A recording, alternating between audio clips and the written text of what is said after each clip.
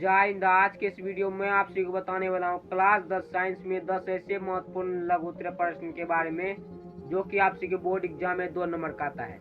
यदि आप सभी कुछ नहीं पढ़े हैं तो आप सभी निश्चिंत हो जाइए, क्योंकि आप सभी को इस चैनल से साइंस का पूरा तैयारी कराया जाता है। और आप सभी अपना अपना क्वेश्चन कमेंट बॉक्स में जरूर बताइएगा, और आप सभी नोटबुक में क्वेश्चन को नोट करिएगा और सॉल्व करते चलिएगा, ठीक है, क्योंकि 2 नंबर का प्रश्न है तो महत्वपूर्ण है। चलिए, तो पहला हम सभी शुरू करते हैं प्रश्न। तो पहला प्रश्न का आप सभी सही कमेंट करिएगा आंसर, ठीक है जी। तो ये जो है ना, ये प्रश्न जो है बिहार बोर्ड में हर एक बार पूछे जाते हैं, तो इसको आप सभी VVI कर लीजिएगा। 1 नंबर या 2 नंबर में ये अवश्य आता है। तो चलिए पहला नंबर प्रश्न पढ़ते हैं। तो गोलीय दर्पण की वक्रता त्रिज्या यदि जी 20 सेमी है, गोलीय दर्पण की जो है वक्रता त्रिज्या वो 20 सेमी है, तो इसका फोकसांतर क्या होगा। यानी कि यहाँ पे कह रहा है गोलीय दर्पण की वक्रता त्रिज्या 20 सेमी है, तो हमें गोलीय दर्पण की फोकसांतर ज्ञात करना है। तो आप सभी को पता होगा जो फोकसांतर का सूत्र होता है जी, वो F=R/2 होता है। तो हम सभी उत्तर में लिखेंगे गोलीय दर्पण की त्रिज्या जो है वो 20 सेमी है। यहाँ पे देख लीजिए प्रश्न में प्रश्न में दिया हुआ है 20 सेमी जो है फोक्स वक्रता त्रिज्या 20 सेमी है। तो यहाँ पे लिखेंगे गोलीय दर्पण की वक्रता त्रिज्या जो है यानी कि यहाँ पे 20 सेमी है। तो आप सभी को सूत्र का पता होगा, R बराबर सूत्र होता है, यानी कि R=2F होता है। तो यहाँ पे यदि F को इधर लाएंगे तो यहाँ पे F=R/2 होगा। तो यहाँ पे R का मान दिया हुआ है जी, R का मान दिया हुआ है 20 सेमी। तो यहाँ पे हम सभी क्लियर करेंगे F=20/2। तो यहाँ पे टू को काटेंगे, काटेंगे तो 20 को, तो यहाँ पे 10 आएगा। तो यहाँ पे F बराबर 10 सेमी होगा। F बराबर 10 सेमी होगा, तो पहला का सही आंसर होगा जी F बराबर 10 सेमी होगा। क्योंकि देखिए F यहाँ पे F=20/2 होगा, तो यहाँ पे काटेंगे 10 आएगा, 10 सेमी आएगा यहाँ पे आपका मान की, यानी कि फोकसांतर का मान 10 सेमी आ गया, ठीक है पहला का। तो यहाँ पे लिखेंगे अतः गोलीय दर्पण की फोकस दूरी कितनी हुई। तो गोलीय दर्पण की फोकस दूरी 10 सेमी हुआ, ठीक है। चलिए अब हम सभी दूसरा प्रश्न देखते हैं। दूसरा प्रश्न भी आप सभी अपने नोटबुक में नोट करिएगा, ठीक है। पहला चलिए दूसरा प्रश्न कर रहा है पादप हार्मोन क्या है। दूसरा कर रहा है, दूसरा प्रश्न पूछ रहा है पादप हार्मोन क्या है। ये भी आप सभी के जी बोर्ड एग्जाम में पूछा गया है, ठीक है। तो आपसे उत्तर में लिखेगा पादप हार्मोन पौधे में उसकी वृद्धि और विकास को नियंत्रित करने रासायनिक पदार्थों का समूह पादप हार्मोन कहलाता है। पादप हार्मोन लिखेगा पादप हार्मोन की परिभाषा। तो पादप हार्मोन जो है वो जी पौधों में उसकी वृद्धि और विकास को नियंत्रित करने एवं रासायनिक पदार्थों का समूह पादप हार्मोन कहलाता है, ठीक है। करा है पादप हार्मोन का परिभाषा। पादप हार्मोन जो है ना जी, वो पौधों में उसकी वृद्धि जो है, पादप हार्मोन वो पौधों में उसकी वृद्धि और विकास को नियंत्रित करता है और जो है एवं रासायनिक पदार्थों का समूह ही पादप हार्मोन कहलाता है। चलिए यहाँ पे पादप जो है, पादप हार्मोन को फाइटो हार्मोन भी कहते हैं। पादप हार्मोन का दूसरा नाम क्या है जी, तो वो है फाइटो हार्मोन, याद रखिएगा, क्योंकि यहाँ पे प्रश्न पूछा जाएगा आप सभी के ऑब्जेक्टिव में।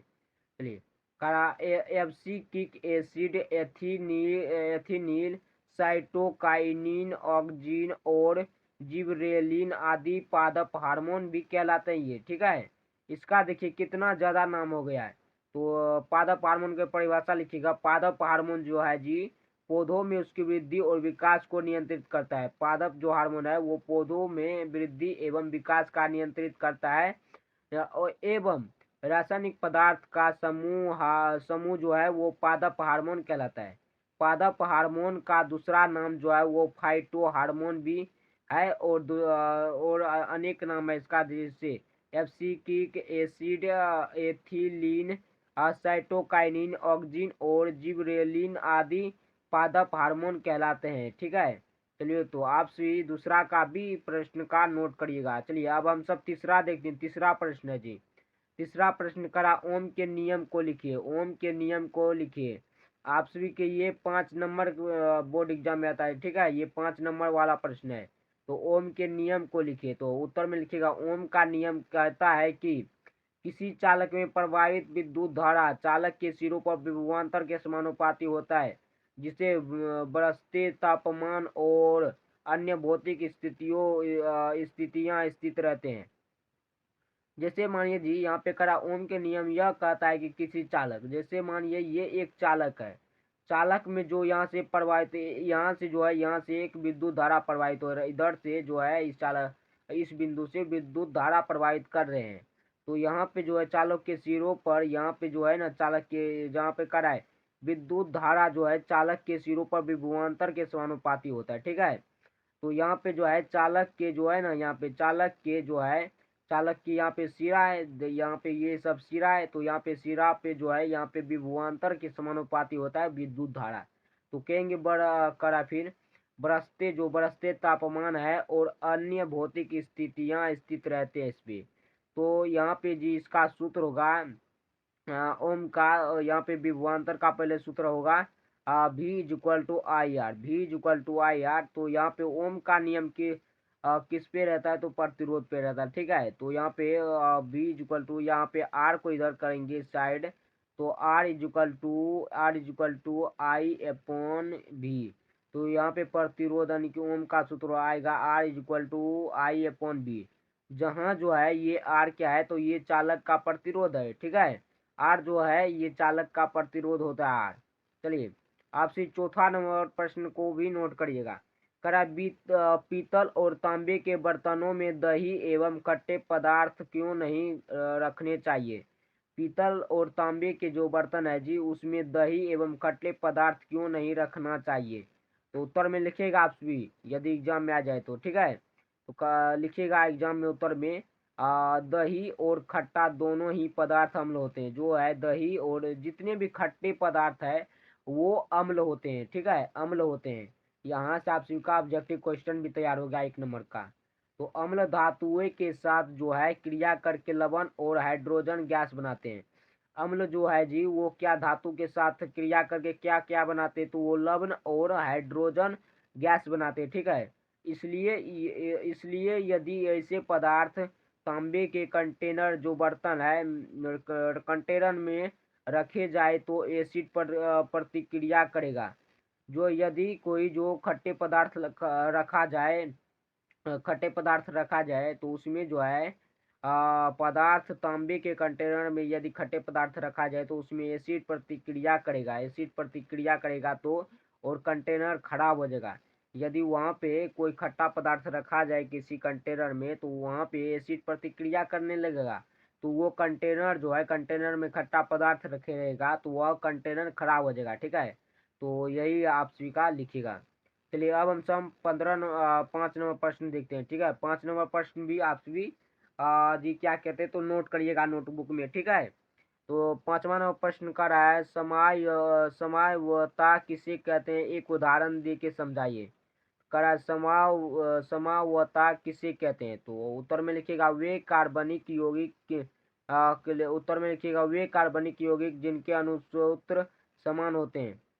समावता के जो वे कार्बनिक यौगिक होते हैं उनके अणुसूत्र जो है वो जी समान होते हैं, ठीक है। लेकिन भौतिक और रासायनिक गुण भिन्न भिन्न होते हैं।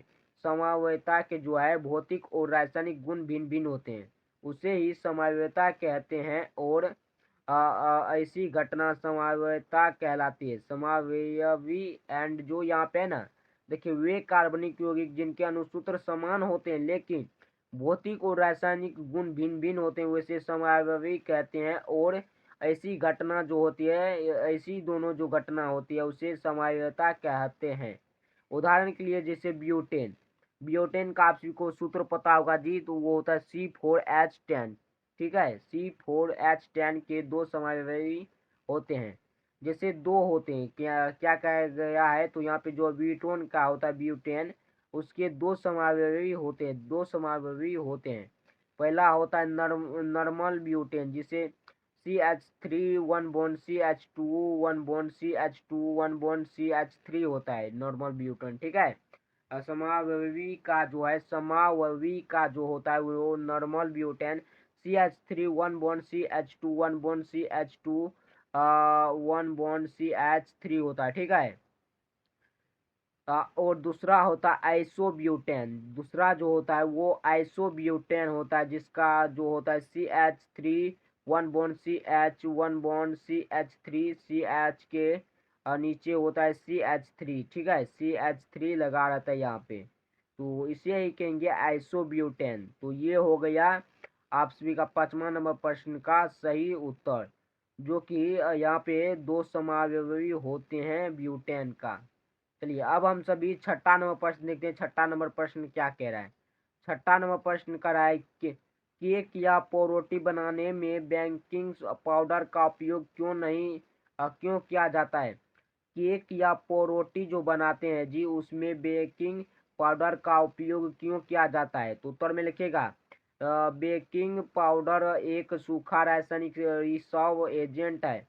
जो बैंकिंग पाउडर है जी, वो सूखा रासायनिक रिसाव जो है वो रिसाव एक एजेंट है, ठीक है। जो बैंकिंग पाउडर है जी, वो एक जो है एक रासायनिक रिसाव एजेंट है, जो कार्बोनेट या बाइकार्बोनेट और एक कमजोर एसिड का मिश्रण होता है। वो रासायनिक रिसाव एजेंट जो है वो कार्बोनेट या बाइकार्बोनेट और एक कमजोर एसिड का मिश्रण होता है ये। तो और इसका उपयोग जो है मात्रा बढ़ाने और पके हुए माल की बनावट को हल्का करने के लिए किया जाता है। जो यहाँ पे पोरोटी होता है उसको हल्का करने के लिए भी इसका उपयोग किया जाता है रासायनिक रिसाव एजेंट का, ठीक है। तो यहाँ पे बेकिंग पाउडर जो है एक एसिड बेस प्रतिक्रिया के माध्यम से कार्बन डाइऑक्साइड गैस को बैटरी या आटे में जोड़ने का काम करता है। यहाँ पे जो है एसिड बेस प्रतिक्रिया के माध्यम से जो है कार्बन डाइऑक्साइड गैस को बैटरी या आटे में छोड़ने का काम करता है, ठीक है। यानी कि जोड़ने का काम करता है, जिससे जो है गीले मिश्रण में बुलबुले फैलते हैं, जिससे जो है वो आटे में बुलबुले मिश्रण में फैलते हैं, ठीक है। इस तरह मिश्रण का रिसाव होता है, इस तरह जो है वो मिश्रण का रिसाव होता है। इसलिए इससे ही बेकिंग पाउडर का उपयोग किया जाता है, इसलिए इसमें बेकिंग पाउडर का उपयोग किया जाता है, ठीक है। तो आप सभी नोट कर लीजिएगा, ठीक है जी, नोट करिएगा क्योंकि आप सभी का ये भी महत्वपूर्ण प्रश्न है। चलिए 7 नंबर प्रश्न का आप सभी नोट करिएगा, 7 नंबर प्रश्न को नोट करिएगा, ठीक है जी। करा जल संरक्षण एवं जल प्रबंध के लिए क्या किया जाना चाहिए। जल संरक्षण एवं जल प्रबंध के लिए क्या किया जाना चाहिए। तो उत्तर में लिखेगा जल संरक्षण पानी की बर्बादी को रोकने के लिए एवं पानी का सावधानी पूर्वक उपयोग करने और भू जल को रिचार्ज करने की एक प्रक्रिया है। जो जल संरक्षण है जी, वो पानी की बर्बादी को रोकने के लिए और पानी का सावधानी पूर्वक उपयोग करने के लिए और भू जल को रिचार्ज यानी कि फिर से उपजाऊ बनाने के लिए के एक प्रक्रिया किया जाता है, ठीक है। जिसे जल प्रबंध और जल संरक्षण के लिए निम्नलिखित बिंदुओं पर विचार किया जाना चाहिए। जो है जल संरक्षण और जल प्रबंध के लिए निम्नलिखित बिंदुओं पर विचार किया जाना चाहिए, ठीक है, हम सबको भी। चलिए पहला पॉइंट हम सब देखते हैं। पहला पॉइंट है जो पानी का उपयोग बागवानी, सफाई और स्नान जैसे विभिन्न गतिविधियों में विवेकपूर्ण ढंग से किया जाना चाहिए। यानी कि अपनी हिसाब से प्रयोग में लाना चाहिए पानी को, ठीक है। करा है। दूसरा पॉइंट है पानी की आपूर्ति करने वाली पाइप लाइनों की नियमित रूप से मरम्मत की जानी चाहिए ताकि पानी के रिसाव से बचाव जा सके, ठीक है। का दूसरा पॉइंट में है पानी की आपूर्ति करने वाली पाइप लाइनों की नियमित रूप से मरम्मत की जानी चाहिए, जो कि पानी के रिसाव से बचाव किया जा सके, ठीक है, बचाव किया जा सके। तीसरा पॉइंट है जहाँ भी संभव हो पानी का पुनः उपयोग किया जाना चाहिए। जहाँ भी संभव हो करा जहाँ भी, तीसरा पॉइंट में जहाँ भी संभव होना चाहिए जी, वो पानी का पुनः उपयोग किया जाना चाहिए, ठीक है। जहाँ भी हमें ज़रूरत पड़े पानी का दूसरा उपयोग किया जाना चाहिए। जहाँ पे लगे पानी का दूसरा, वो जो है पानी का दूसरा जगह उपयोग हो सकता है, तो उपयोग करना चाहिए हमको, ठीक है, हम सभी को। चलिए 8वां नंबर प्रश्न को आप भी नोट करिएगा। 8वां नंबर प्रश्न का कराए अवतल दर्पण के उपयोगों को लिखिए। अवतल दर्पण का उपयोग क्या क्या है? तो आप सी का कहते हैं जी, ये जो है 2 नंबर का प्रश्न है आप सभी का। 2 नंबर का प्रश्न आप सभी की ये है। तो अवतल दर्पण के उपयोगों को लिखिए। तो आंसर में लिखिएगा अवतल दर्पण के उपयोग निम्नलिखित है। अवतल दर्पण के उपयोग निम्नलिखित है। पहला सेविंग दर्पण के रूप में, यानी कि जब हम सब दाढ़ी यार बनाते हैं तो उसी को कहेंगे सेविंग दर्पण के रूप में। दूसरा पॉइंट है टॉर्च तथा सर्च लाइट में उपयोग में लाया जाता है अवतल दर्पण को, ठीक है। तीसरा पॉइंट दंत विशेषज्ञ मरीजों के दांतों का बड़ा प्रतिबिंब देखने के लिए अवतल दर्पण का उपयोग किया जाता है। चौथा है गाड़ियों के हेडलाइट के रूप में किया जाता है अवतल दर्पण का उपयोग। 5वां पॉइंट है सौर भट्टियां में प्रकाश को अभिसारित करने में किया जाता है अवतल दर्पण का उपयोग। सौर भट्टियां में प्रकाश को अभिसारित करने में किया जाता है, ठीक है, अवतल दर्पण का उपयोग। चलिए अब हम सब नंबर नंबर प्रश्न देखते हैं। नंबर नंबर प्रश्न का राय पाचक एंजाइमों का क्या कार्य होता है? पाचक जो है वो एंजाइमों का क्या कार्य होता है मनुष्य के शरीर में? तो वहां पे लिखेंगे उत्तर में पाचक एंजाइम जो है जो जी वो भोजन के टूटने में मदद करता है। पाचक एंजाइम जो है वो भोजन के टूटने में मदद करता है ताकि भोजन में जो मिला हुआ पोषक तत्वों को अवशोषित किया जा सके।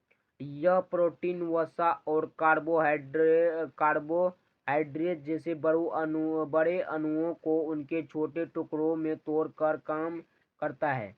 जो यहाँ पे पाचक एंजाइम है जी वो भोजन के टूटने में मदद करता है और ताकि भोजन में मिला हुआ पोषक तत्वों को अवशोषित किया जा सके। यह प्रोटीन, वसा और कार्बोहाइड्रेट जैसे बड़े बड़े अणुओं को भी उनके छोटे टुकड़ों में तोड़कर काम करता है, जिससे वह घुलनशील हो जाते हैं और इन्हें शरीर द्वारा अवशोषित किया जा सके, ठीक है।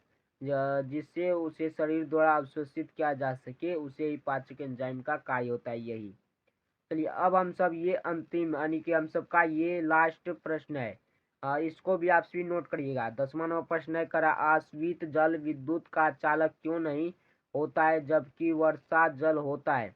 करा आश्रित जो जल है जी वो विद्युत का चालक क्यों नहीं होता है लेकिन वर्षा जल होता है, ऐसा क्यों? तो उत्तर में लिखिएगा आश्रित जल का पीएच मान जो होता है वो 7 होता है। यहाँ पे आप सभी का 1 नंबर का प्रश्न बन चुका है। चलिए करा विद्युत चालन के लिए जो विद्युत चालन होता है वो हाइड्रोनियम आयन की विमुक्ति होना अनिवार्य होती है। जो वहाँ पे है विद्युत चालन के लिए हाइड्रोनियम आयन की विमुक्ति होना अनिवार्य होता है। वायु प्रदूषक जो है गैसों जैसे वायु प्रदूषक जो है गैसों के जैसे SO2 आदि के वातावरण में उपस्थित जो होने पर वर्षा जल अम्लीय हो जाते हैं। जिसके वायु प्रदूषक गैसों जैसे जाए जी वो SO2 आदि के वातावरण में उपस्थित होने पर वर्षा जल जो है वो अम्लीय हो जाते हैं। यह विद्युत का चालन करने लगता है। जो यहाँ पे वर्षा जल होता है, वर्षा जल जो अम्लीय होता है, यह विद्युत का चालन करने लगता है। यही कारण है जी कि वर्षा जल में विद्युत धारा आसानी से प्रभावित हो जाता है, इसीलिए। तो यहाँ पे और हाइड्रोजन जो है जी आयन मुक्त होते हैं, यानी कि आयन उसमें नहीं पाया जाता, ठीक है। तो आश्रित जल में प्लस यानी कि H+ आयन उत्पन्न नहीं होता है। इसी कारण से वह विद्युत धारा नहीं बहती, उसमें विद्युत धारा नहीं बहती, इसीलिए, ठीक है। तो आपसे यहाँ पे 10 नंबर मैंने आपसी को प्रश्न करा दिया। 10 नंबर यानी कि 10 नंबर प्रश्न तक करा दिए हैं। तो आप सभी इस प्रश्न को नोट करिएगा क्योंकि यह आप सबके बोर्ड एग्जाम में आने का 2 नंबर में बहुत संभावना होता है। कोई तो कोई प्रश्न आएगा, कम से कम 2 से 3 प्रश्न फंसेगा 2 नंबर प्रश्न में, ठीक है। आप सभी जितने भी न्यू स्टूडेंट होंगे जी, आप सभी इस वीडियो को एक बार अपने दोस्त के पास शेयर कीजिएगा।